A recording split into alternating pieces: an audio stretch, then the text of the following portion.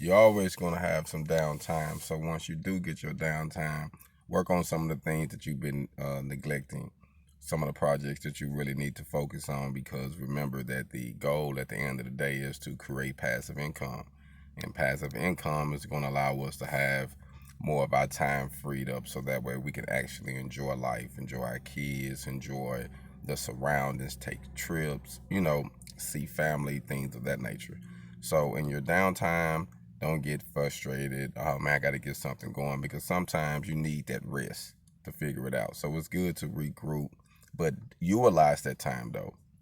You might have some people you need to call. You might have some I's you need to dot, some T's you need to cross. So do that in your downtime.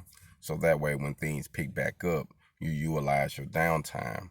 So that way you can get your hog on later once the bell ring. You know what I mean? So once everything get to going, you already ready.